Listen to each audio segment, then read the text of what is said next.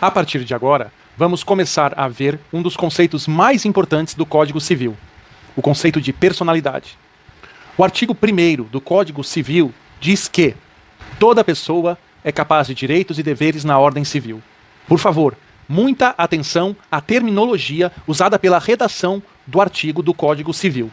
Primeiro, o termo pessoa no lugar do termo homem, que tem uma conotação patriarcal e machista.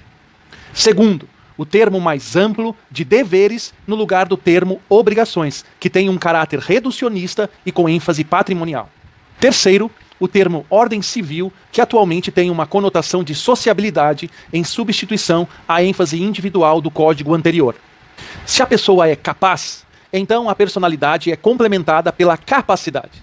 São dois os tipos de capacidade. Primeiro, a capacidade de direito, ou capacidade de aquisição e de gozo dos direitos.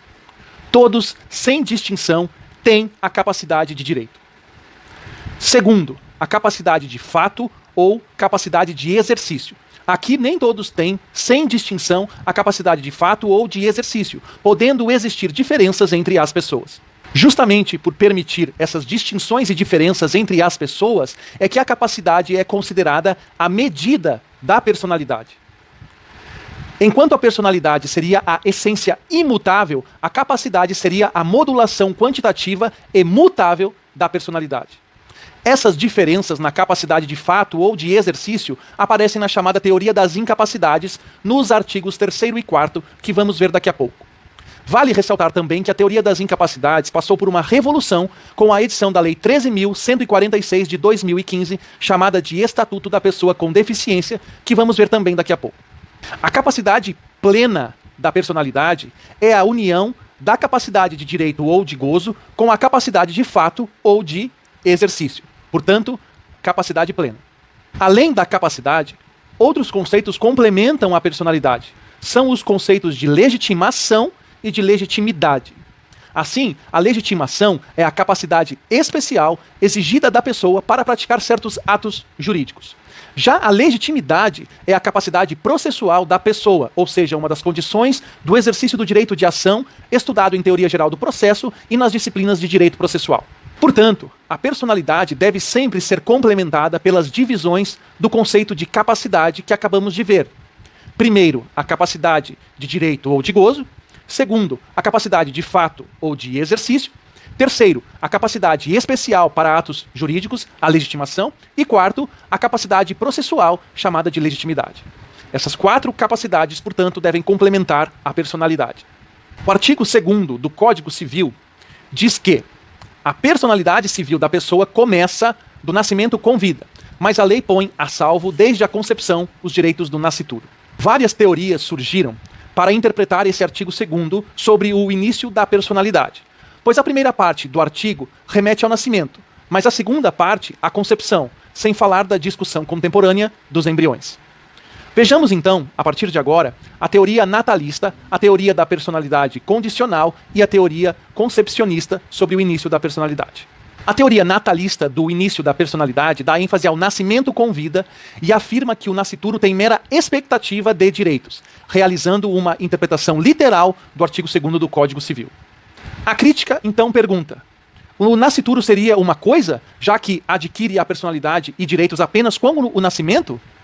Assim, a teoria natalista nega os avanços da tecnologia quanto à reprodução assistida e nega a tendência atual de proteção ampla e integral dos direitos.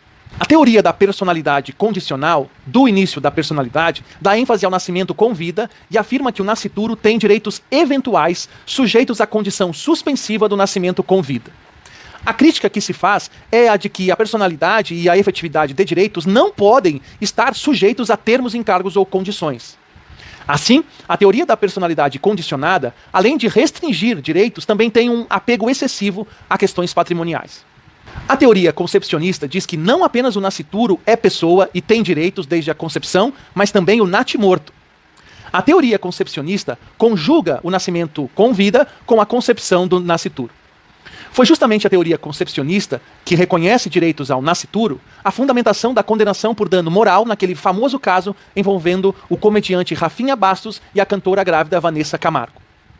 Vários julgamentos do STJ adotam a teoria concepcionista, sendo amplamente reconhecida também na doutrina. Inclusive, a lei dos alimentos gravídicos reconhece a titularidade do nascituro quanto à prestação de alimentos. Outra variável na discussão do início da personalidade na concepção e no nascimento com vida é a questão dos embriões. O embrião, mesmo sendo extra-uterino, merece ou não o reconhecimento da personalidade e a aquisição de direitos de tutela jurídica? A lei de biossegurança reforçou a teoria concepcionista porque reconheceu proteção jurídica ao embrião, tornando proibido, em regra, o seu uso para fins científicos. O STF se manifestou sobre a exceção a essa regra geral de proibição do uso do embrião para fins científicos, estabelecendo uma série de condições. Assim, para que o uso científico de embriões seja possível, de forma excepcional, 3 condições são necessárias. Primeiro, devem ser inviáveis, ou seja, presumivelmente mortos. Segundo, devem estar congelados há 3 ou mais anos. E terceiro, é necessária autorização dos seus genitores. Portanto, o uso excepcional de embriões para fins científicos somente será considerado constitucional se obedecidas a essas condições. O Estatuto da Pessoa com Deficiência, Lei 13.146 do ano de 2015, cuja origem é a internalização como emenda constitucional de um tratado internacional, causou uma verdadeira revolução na teoria das incapacidades. O Estatuto, com base no tratado internacional, garante, no lugar da vulnerabilidade e da tutela, a liberdade, a dignidade, a autonomia e a capacidade plena das pessoas com deficiência. Portanto, o Estatuto reconhece, mais do que nunca, a regra de que a incapacidade deve ser sempre a exceção à regra geral da capacidade plena.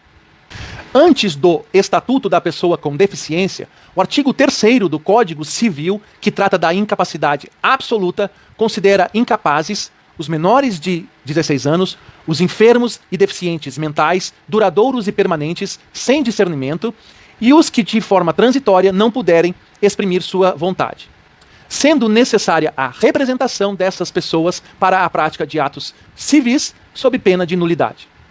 Depois do Estatuto da Pessoa com Deficiência, consideram-se incapazes de forma absoluta apenas os menores de 16 anos, sendo necessária ainda a sua representação. Foram revogadas, portanto, as manifestações discriminatórias sobre as deficiências permanentes ou não, vistas como limitadoras do discernimento e da vontade. Antes do Estatuto da Pessoa com Deficiência, o artigo 4º do Código Civil, que trata da incapacidade relativa, considerava incapazes os maiores de 16 anos, os menores de 18 anos, os excepcionais com desenvolvimento mental incompleto, os deficientes com desenvolvimento mental reduzido, os viciados em álcool e em drogas, os pródigos perdulários, cujo exemplo são os viciados em jogos, e os que não puderem expressar sua vontade, tais como os idosos, os surdos, pessoas em coma, que, reforço, apenas excepcionalmente não puderem expressar sua vontade. A regra é, portanto, que idosos, surdos e pessoas em coma sejam capazes, se puderem expressar sua vontade. Para os incapazes relativos, é necessária a assistência e não a representação dessas pessoas para a prática de atos civis sob pena de nulidade. Depois do Estatuto da Pessoa com Deficiência, consideram-se incapazes de forma relativa apenas os maiores de 16 anos e menores de 18, os viciados, pródigos e os que não puderem expressar sua vontade. Foram revogadas, portanto, as manifestações discriminatórias sobre os excepcionais e deficientes. Tanto os indígenas quanto as mulheres eram, de forma discriminatória, consideradas pessoas com a capacidade relativa. Agora, os indígenas têm uma condição especial regulada no Estatuto do Índio.